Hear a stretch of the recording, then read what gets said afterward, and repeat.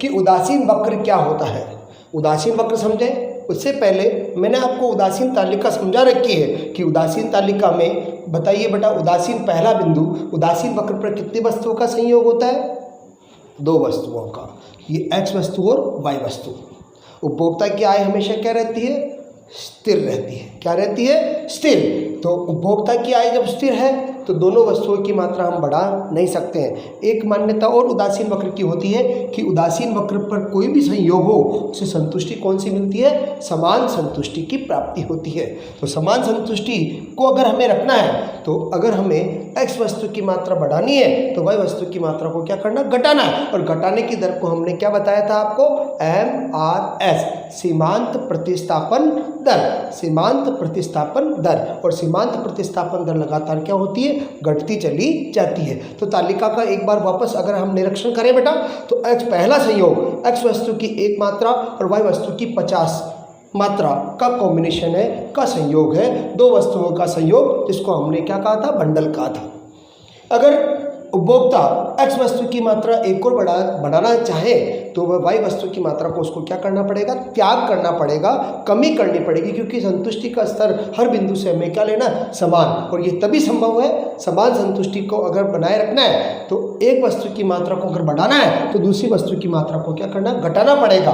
तो हमने कितनी वस्तुएं घटाई? 15। तो देखिए बेटा, 50 में से 15 गए, कितने रह गए बेटा? 35। उसके बाद एक और बढ़ाया तो 12 घटाया। ये MRS काल्पनिक है, आप अपनी मर्जी से कोई भी घटती हुई संख्या लिखें। और मैंने आपको तालिका बनाना बता दिया था कि कोई एक वस्तु लेकर लगातार उसको घटाए, या इसको यहाँ पर हम लगातार, जैसे कोई एक वस्तु लिखी, यहाँ पर कोई संख्या लिखी, 5 में 3 जोड़े कितने? 8, 8 में 6 जोड़े कितने? 14, 14 में 9 जोड़े कितने बेटा? 23, 23 में 12 जोड़े 35, 35 में 15 जोड़े कितना? 50। उल्टा भी कर सकते हैं। देखिए बेटा, 50 में से 35 गए कितने बेटा? 15, 35 में से 23 गए कितने रह गए बेटा? 12, 23 में से 14 गए कितने रह गए? 9, 14 में से 8 गए कितने रह गए? 6, और 8 में से 5 गए कितने रह गए? 3। लेकिन संतुष्टि का स्तर Z, कुछ किताबों में X लिखा आता है तो भी लिख सकते हैं बेटा। X मतलब संतुष्टि का स्तर समान है, जो मापनीय नहीं है। अगर इसको डायग्राम में कन्वर्ट करें तो मैंने X एक्सेस लिया, X एक्सेस पर मैंने X वस्तु ली, एक y एक्सेस लिया, y एक्सेस पे मैंने y वस्तु ली, और इस तालिका में x वस्तु की मात्रा लगातार बढ़ रही है। तो बेटा ये ध्यान रखें, जब भी आप डायग्राम बनाएं, जब भी कोई चित्र बनाए तो वृद्धि को हमेशा नीचे लिखना है और कमी को हमेशा y एक्सेस पर लिखना है।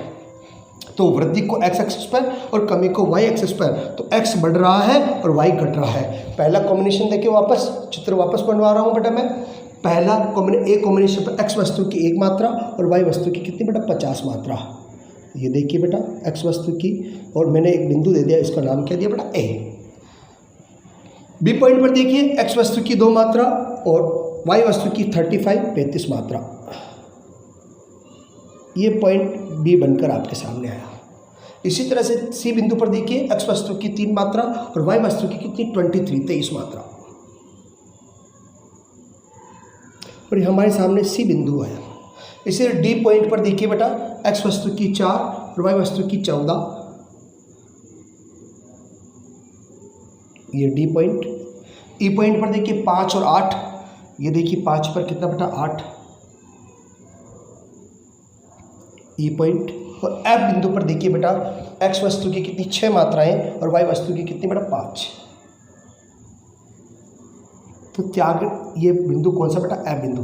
त्यागा देखो, पहले इतनी मात्रा त्यागी, फिर इतनी मात्रा त्यागी, फिर इतनी त्यागी, फिर इतनी त्यागी और इतनी त्यागी, और त्यागी जाने वाली मात्रा को हम क्या कहते हैं बेटा? MRS, सीमांत प्रतिस्थापन दर। और लगातार ये क्या हो रही? घट रही है। देखो, इतना, फिर ये, फिर ये, फिर ये, दर MRS लगातार घट रही है। अगर A बिंदु, B बिंदु, C, D और E और F, इन बिंदुओं को अगर मैं एक साथ मिला दूँ बेटा, तो जिस वक्र का निर्माण होगा उसको हम क्या कहते हैं बेटा? IC। इसको क्या कहते हैं? IC। IC का मतलब क्या होता है बेटा? उदासीन वक्र। कि उदासीन वक्र का अर्थ क्या होता है? उदासीन वक्र वह वक्र होता है, उदासीन वक्र वह वक्र होता है जिस पर स्थित प्रत्येक बिंदु पर दो वस्तुओं का संयोग होता है। उदासीन वक्र वह वक्र होता है जिस पर स्थित प्रत्येक बिंदु पर दो वस्तुओं का संयोग होता है, जिससे उपभोक्ता को समान संतुष्टि की प्राप्ति होती है। समान संतुष्टि की प्राप्ति होने के कारण उपभोक्ता उन बिंदुओं के प्रति तटस्थ या उदासीन, तटस्थ या उदासीन का मतलब है स्थिर हो जाना। अब उसमें कोई परिवर्तन की कोई चाह नहीं, क्योंकि सभी बिंदुओं से संतुष्टि का स्तर क्या है, समान है। तो कौन सा बिंदु पसंद करेगा, ये उपभोक्ता की पसंदगी या रुचि, क्योंकि सभी बिंदुओं से उसको समान संतुष्टि मिलती है, तो कौन सा बिंदु पसंद करेगा ये उसकी पसंदगी या रुचि पर क्या करता है, निर्भर करता है। तो उदासीन वक्र का अर्थ, उदासीन वक्र वह वक्र होता है जिस पर स्थित प्रत्येक बिंदु पर दो वस्तुओं का संयोग होता है, जिससे उपभोक्ता को समान संतुष्टि की प्राप्ति होती है। समान संतुष्टि की प्राप्ति होने के कारण उपभोक्ता उन बिंदुओं के प्रति तटस्थ या उदासीन होता है। ऐसे वक्र को उदासीन वक्र कहते हैं। कौन सा बिंदु पसंद करेगा यह उपभोक्ता की पसंदगी या रुचि पर निर्भर करेगा। अब हम उदासीन वक्र की तालिका, उसका रेखा चित्र का अध्ययन करें। अब अपना पॉइंट रहेगा उदासीन तालिका। तालिका को क्या कहते हैं बेटा, अनुसूची। तो उदासीन अनुसूची और उसका रेखा चित्र। उदासीन तालिका और रेखा चित्र की बात करें तो उदासीन तालिका, जैसा कि मैंने आपको पहले बताया था कि उदासीन तालिका में कितनी वस्तुओं का संयोग होता है, हमेशा उदासीन वक्र पर दो वस्तुओं का संयोग होता है। कितनी वस्तुओं का, दो वस्तुओं का। और प्रत्येक बिंदु से कौन सी संतुष्टि मिलती है, समान संतुष्टि। तो तालिका की परिभाषा कैसे लिख सकते हैं कि उदासीन तालिका किसे कहते हैं, कि उदासीन तालिका तो दो वस्तुओं के विभिन्न संयोगों को दिखाने वाली वह तालिका, दो वस्तुओं के विभिन्न संयोगों को दिखाने वाली वह तालिका जिससे उपभोक्ता को समान संतुष्टि की प्राप्ति होती है। ऐसी तालिका को, ऐसी अनुसूची को उदासीन अनुसूची या उदासीन तालिका कहते हैं। यदि उदासीन तालिका को रेखा चित्र द्वारा क्या कर दें, निरूपण कर दें, रेखा चित्र के द्वारा प्रस्तुतिकरण दे दें, तो हमारे सामने जिस वक्र का निर्माण होता है वह वक्र कौन सा वक्र होगा, उदासीन वक्र। तो क्या कह सकते हैं कि उदासीन तालिका, उदासीन अनुसूची और रेखा चित्र क्या है, दो वस्तुओं के विभिन्न संयोगों को दिखाने वाली वह तालिका, दो वस्तुओं के विभिन्न संयोगों को दिखाने वाली वह तालिका जिससे उपभोक्ता को समान संतुष्टि की प्राप्ति होती है।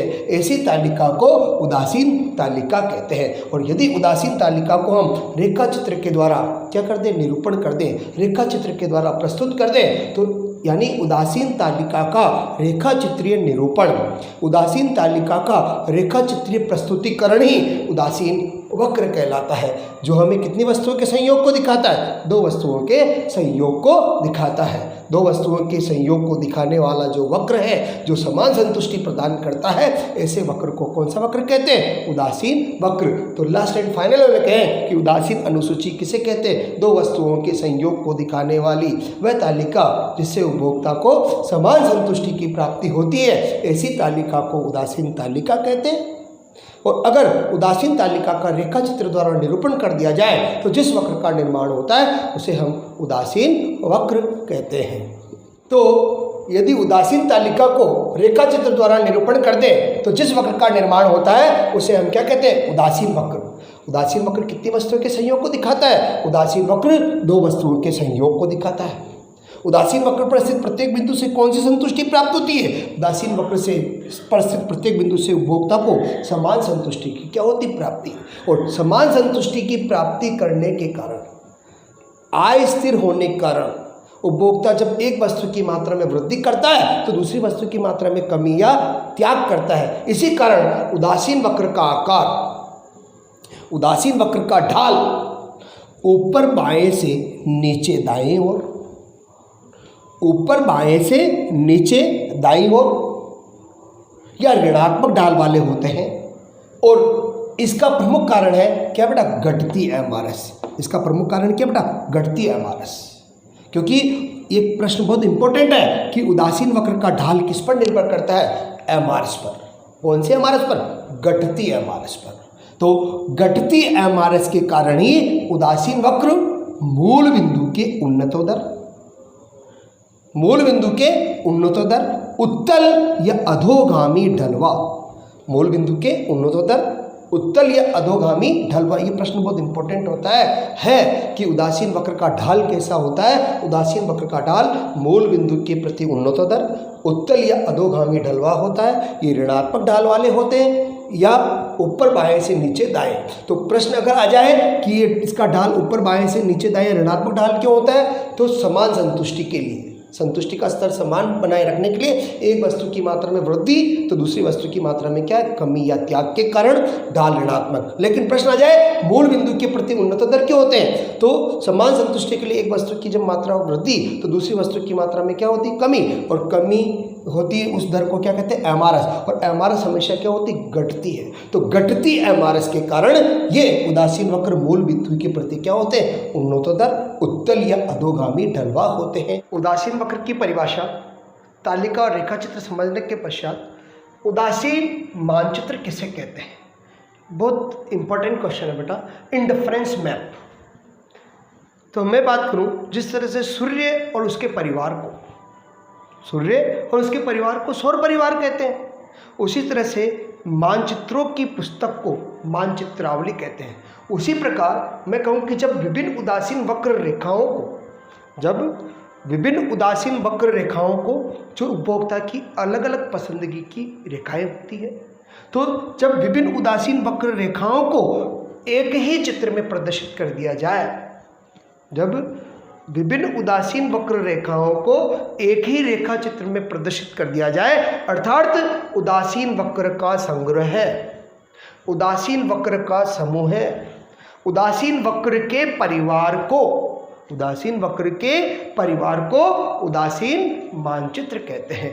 तो बहुत सिंपल और आसान क्वेश्चन है कि उदासीन मानचित्र किसे कहते हैं, तो उदासीन वक्रों के समूह को, उदासीन वक्रों के संग्रह को, उदासीन वक्र के परिवार को उदासीन मानचित्र कहते हैं।